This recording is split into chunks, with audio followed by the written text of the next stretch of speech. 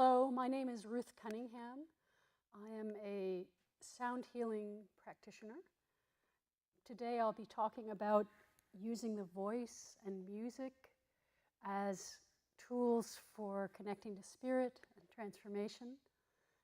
I'll be introducing some simple tools that you can take with you and use, that I use in my classes. I'll also be creating some music just for this event, and you'll be seeing some images from Inwood Hill Park, where I live and sing. Why don't we start with some humming? Humming is an amazing practice that's very, very simple. We all have it. So I'd like to just begin by humming. You can join me humming, and you'll just be noticing where it is in your body and what it sounds like. So we're just going to hum for a couple minutes, and here we go. Just staying on one note, a lowish note, and seeing how that feels.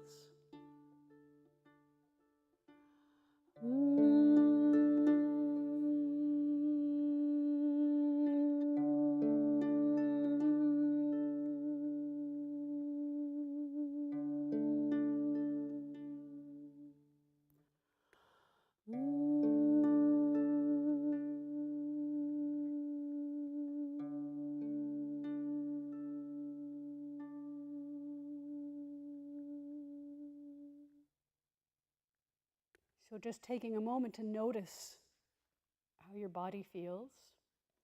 That was just a very short time. I recommend humming like that for 20 minutes, but even 5 minutes, you'll notice that it really shifts things in your body. I was introduced to this when I studied with Pat Moffat-Cook at the Open Ear Center, and it really does so many things for your body. It settles you down, as you may have already noticed in those few minutes that we sang. It sort of settles you down. It puts you in touch with your breathing without really having to do the thing of taking a breath. So humming is a fantastic practice, and to take that into another area, we'll be doing some toning now.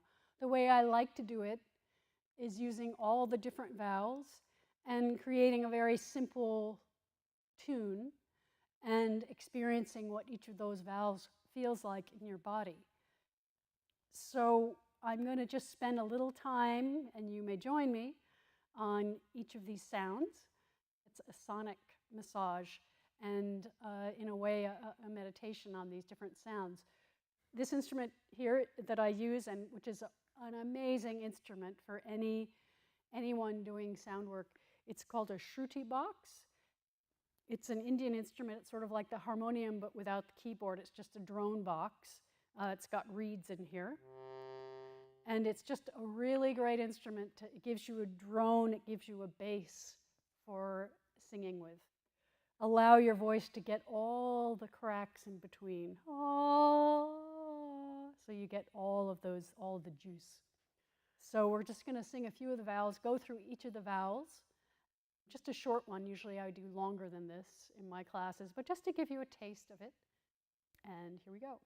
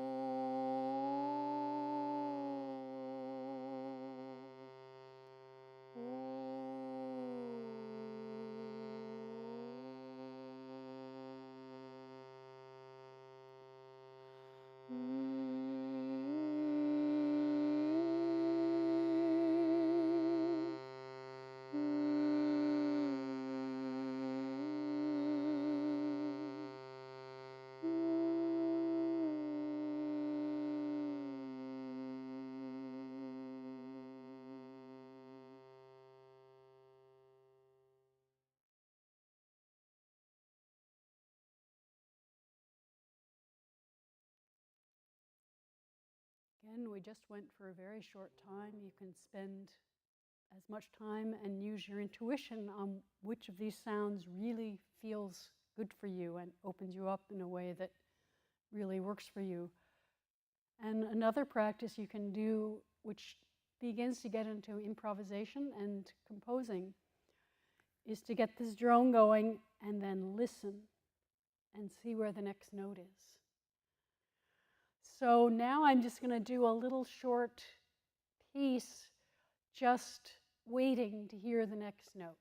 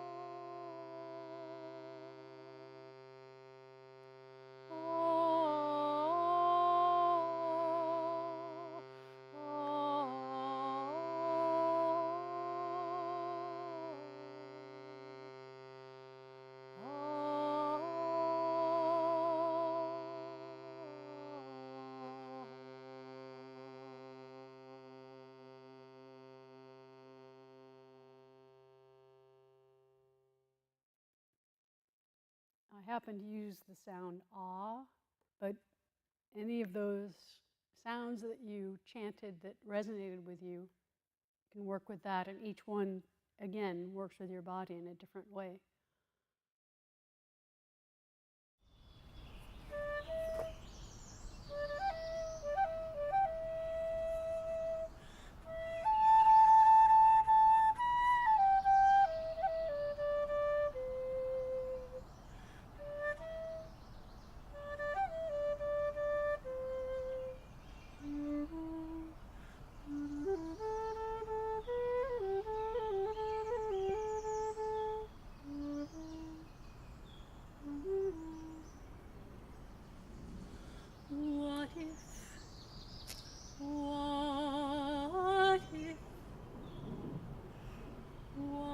If my heart is an opening rose, and God is a honeybee gathering sweetness, what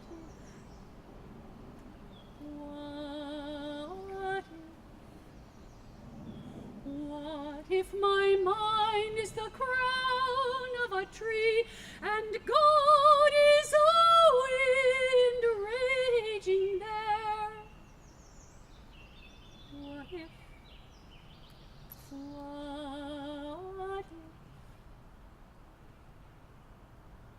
What if my soul is a deep root, and God is my dark food and drink? What if?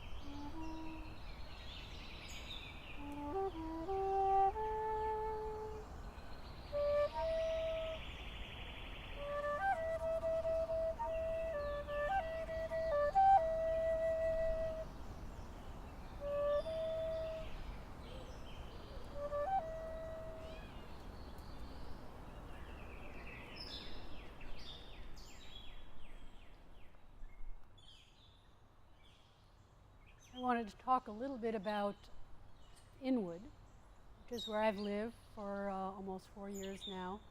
And it's in New York City. You'd never know it was New York City. We have cliffs and woods, salt marsh, birds galore. And I love that it's 5 minutes from my apartment. So I've spent a lot of time up there, and I often will sing up there and listen. You'll find with doing some of these practices that it kind of opens up your intuition. And when your intuition is more open, then you're going to hear what the music is of the different places. And there's something very special about listening to place. And up there, there's so many bird songs, too, that I'll often find with flutes that I'm playing back and forth with the birds a bit. They get kind of interested when someone comes up there and starts singing and playing. And they'll start, well, what's that? What are they doing? So that's also really enjoyable. There's a number of really special places. One is up by the Indian Caves and the cliffs there. It's a very special area. You know, the Lenape Indians were all up in that area. And there's just a couple places that are just very special, and you know that just something's going on, and you can just settle there and listen. There are often places that I spend some time meditating in. When I teach also, I do something called sound journey. And for those, I am listening to the group of people and hearing what's there for them. So it's in some ways very similar.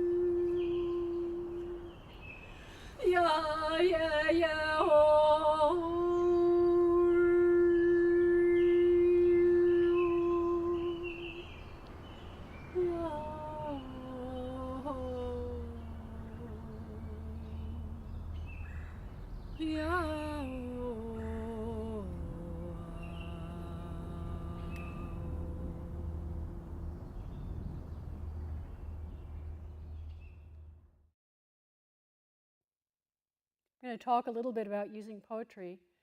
My sister Elizabeth Cunningham is an amazing poet, and so I've been so lucky to use her songs, and many of them are very steeped in natural pictures and nature, and the way I work with it, which is that I will take a poem and just sing it every day, just whatever it is.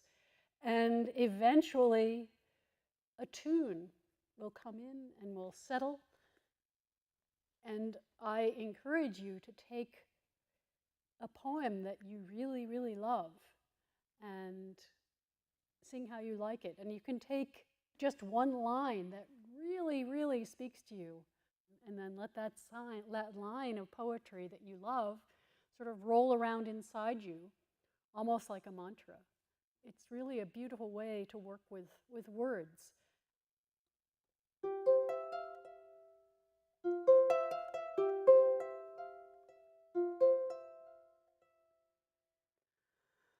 Ecstasy takes time, even if it lasts moments. You have to slow down so ecstasy can find you.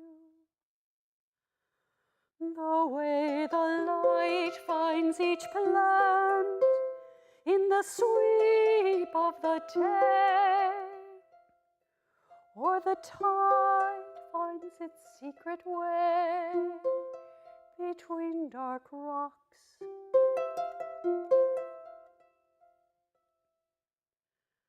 Stand still in the wood, on the shore, in your life.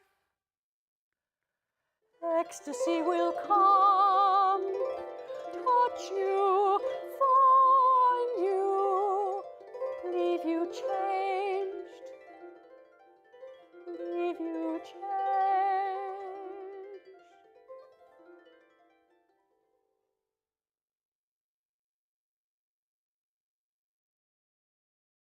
Using either poetry or mantras can really change your vibration as you go about your day. If you return to the feeling that you had just humming, you can sort of tap into that and use it as a way to transform your day. And I found that just this singing practice of singing in the morning, listening for the next note, working with poetry, really has had a very strong effect on who I am, and it does open the heart to work with sound, but it's really about the exploration, I think, more than anything, about finding where your voice is, what your sound is, allowing yourself to explore your voice with the different vowel sounds and even with words, just to find different parts of yourself that you will discover as you do this.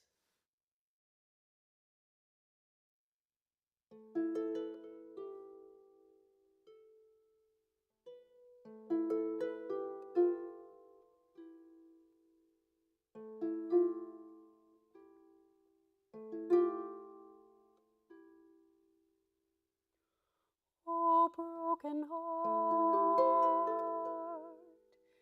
here in this broken world, your truth be told, your healing be won with the healing of this earth that is our heaven.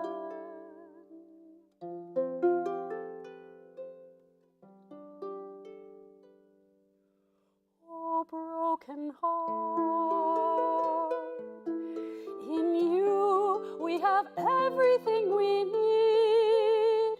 We forgive ourselves and everyone else.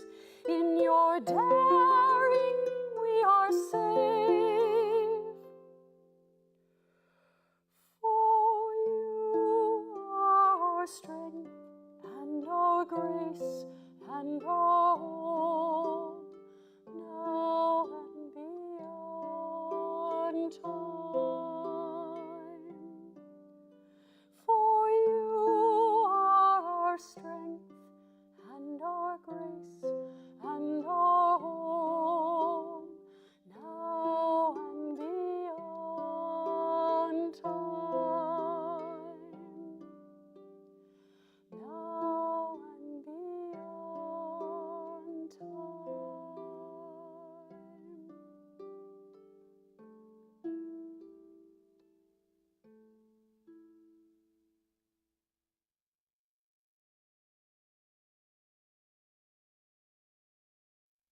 Thank you so much for joining me on this sound healing adventure, and I hope some of the practices that I introduced will be helpful to you, and have a wonderful day.